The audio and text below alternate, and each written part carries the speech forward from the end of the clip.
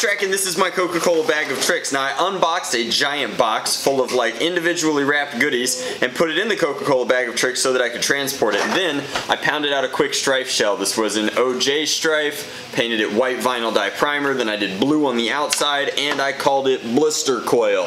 That's because this is going to be at least the first one that I've experienced, but it is time to make an ultra strife. The ultra strife, of course, being the brushless strife variant. Now, that involves a microcontroller, humongous battery compartment, which might actually house extra components. So we've got that, and it comes to us from Epic Whale. So I will link to where this entire loom comes from, but in theory it should be stupid proof. So let's take everything out.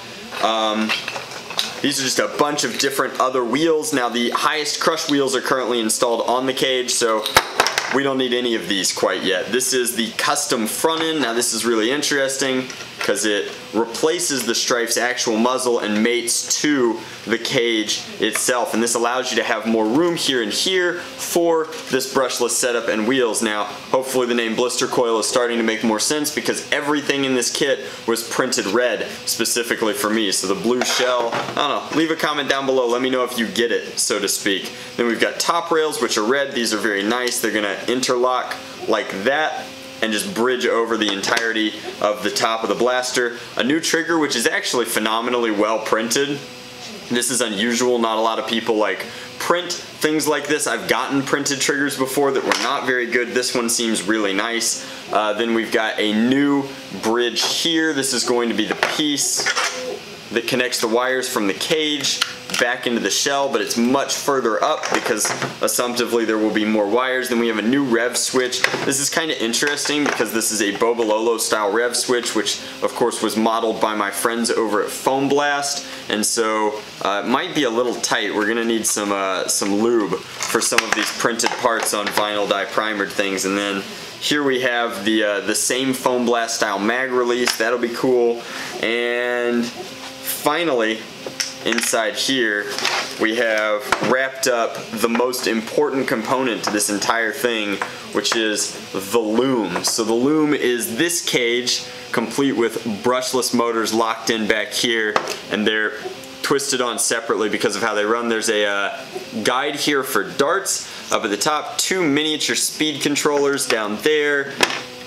The brain seems to be in here, and I guess we could program it if we wanted to. Then we've got an XT60 connector here and a switch. It's like a stock rev switch that just happens to have been feted up. And then this is a controller for the RPMs, and that's going to fit somewhere, and there's a dial up here. So I guess we'll figure out how to splice all of this into one shell, but it's wild that we're gonna get all of this power, in theory breaking 200 FPS, we'll see, into something that normally uses brushed motors. Let's go!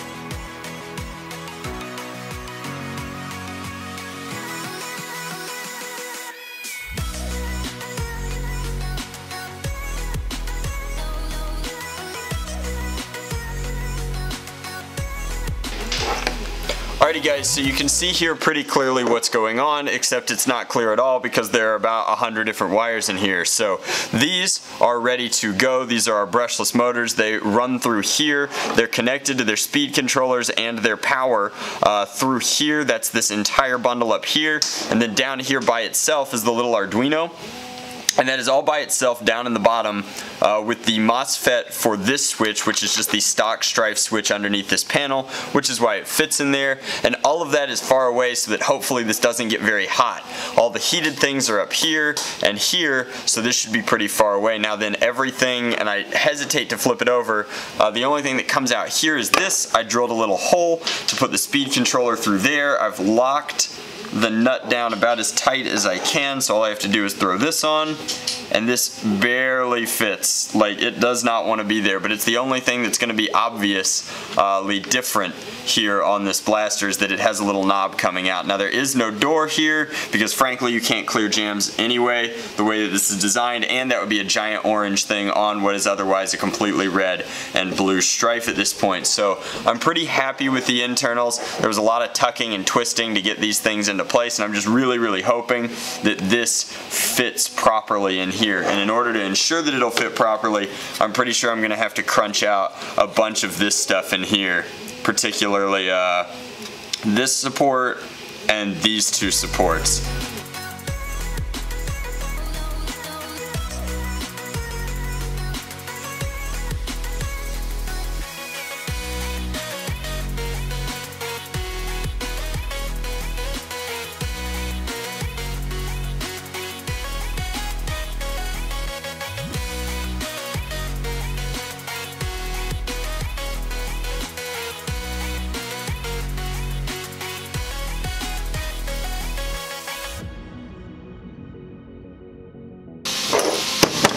Alrighty, so the blaster is together. Now let's plug this in. This is a 3S FDL battery. It made a noise, that's a good sign.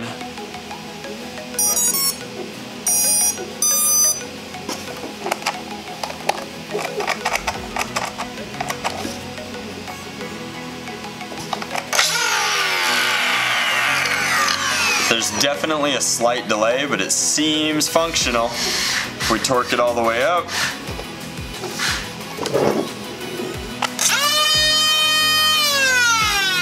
Alrighty guys, so this is it. This is the finished ULTRASTRYFE. Now, I decided to call mine Blister Coil, and I'll pin the first comment that can figure out why. But I will give you a hint. It has something to do with this paint scheme. So this is a light metallic enamel, complete with Drac logos. They look pretty handsome. And then we've gone ahead and added all of these red parts. The blaster has no orange on it anymore because the custom muzzle device is red, the top rail is red, and then we have a red trigger, rev switch, and magazine release. So that in and of itself is pretty cool that you can completely change the color aesthetic of the Strife with this kit. Now, I will admit it was very difficult to fit these brushless cans inside here, and you can see just a slight bump actually above the World Blister Coil there, where one of those screw ports just slightly heated the shell and warped it outwards. But I did manage to fit them in with no shell cutting, which is not that shabby. So it does run on 3S or 4S. I actually preferred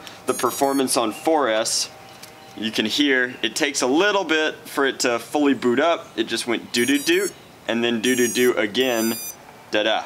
And so similar to the FDL, that's the sound of the microcontroller just booting up, testing, figuring out, are my motors connected? Yes, doot-doot, doo-doo-doo-doo-doo. So it makes all of those fun droid noises, and then it's got this massive battery cover. Because it was designed to run with 3S and 4S batteries, you need a lot of space. Now, I will admit that's probably my first gripe about this kit.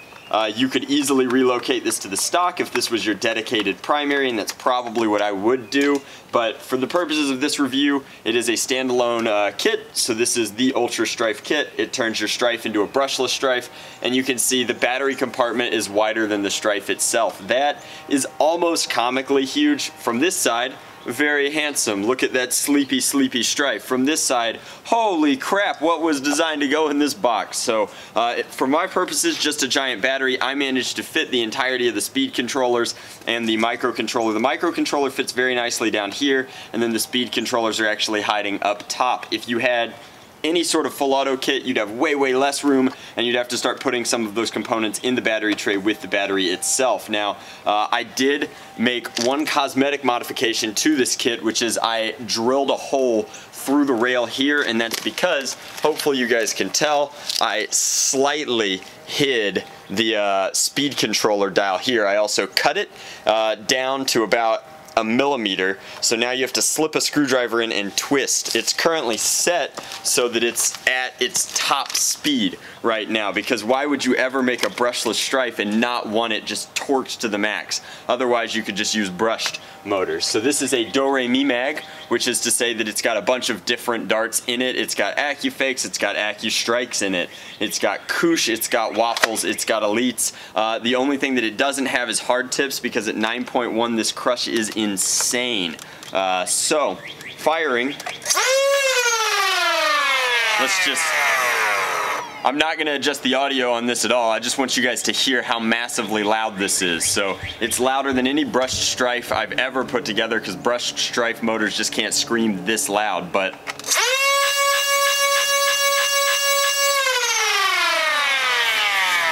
the only other thing of note is that because of the way that this microcontroller is programmed, as opposed to like a brushed strife where you click and as soon as that switch engages these guys start spinning up, for some reason there's a hair delay. You can almost hear it. I'll let you experience that one more time as soon as I go in, and then count like quarter second, half second maybe.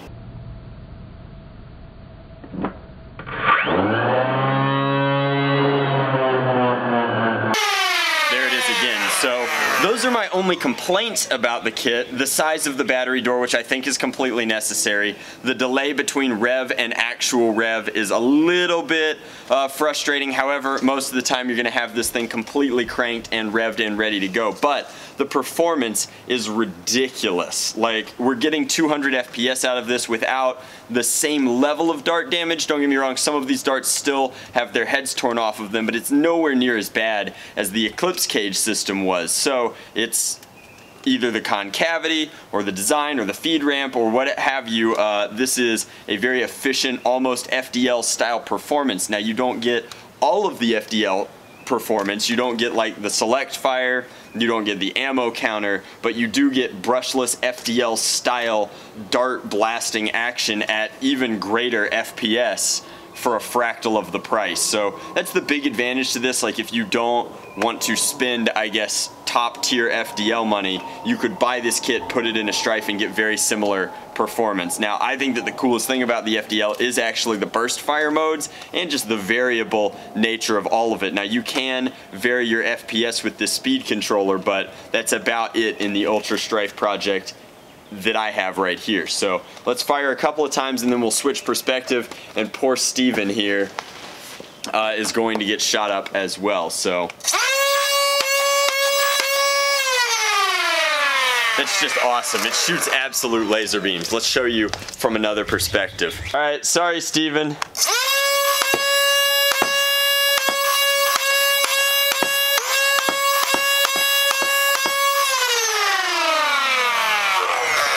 Now you can see that there's definitely some like foam confetti coming out. These flywheels are super duper tight. If you take a look directly down the barrel there, you should be able to see that the concavity is almost Eclipse levels, not quite, but firing for range is just as cool.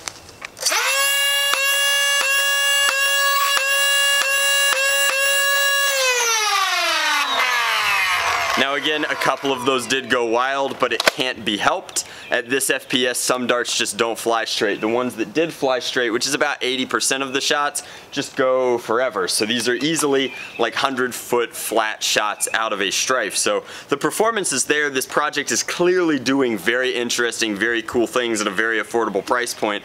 I cannot recommend them enough, but I do want to express that this should not be your first strife build, strife mod, strife anything. Like, there was a little bit of troubleshooting that went into this. At one point I plugged the motors in wrong, so one was torquing correctly, one was torquing incorrectly, so you want to be very careful while stitching it together. Even if it is the full loom setup, you want to know exactly where you can put things so that they don't interact with your trigger.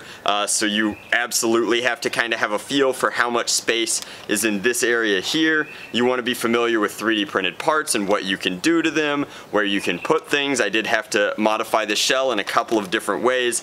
There's reaming out here and here to accommodate the brushless screws. and then there's a whole litany of things that I did to this area right in here to accommodate the speed controller so that it didn't have to jut out of the blaster anywhere. There are other places that you could put those things, but that's my point, I guess, is that you should kind of be familiar with this platform before you play with it on this level, because this is a lot of juice, a lot of power coming out of something, and frankly, no room for wasted space anywhere. Even my wire guide down in here barely has enough clearance to fit in, so I'm super happy with it. I can't wait to take it to an SE&C war and try it out. My question to you guys is, do you think this is worth $100? These cost roughly $100 to get the loom and the kit, and from there all you have to do is supply the $20 injection molded shell, and you are realistically, with those things minus like stuff you should already have like a battery, because again, this should not be your first Strife mod. These are pretty simple. Like,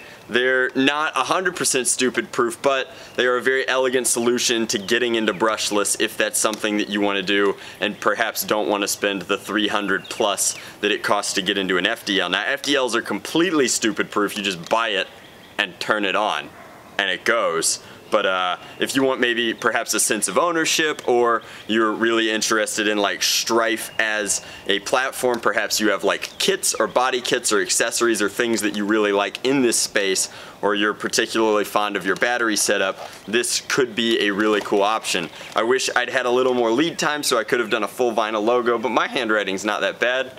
Right, guys? Right, guys?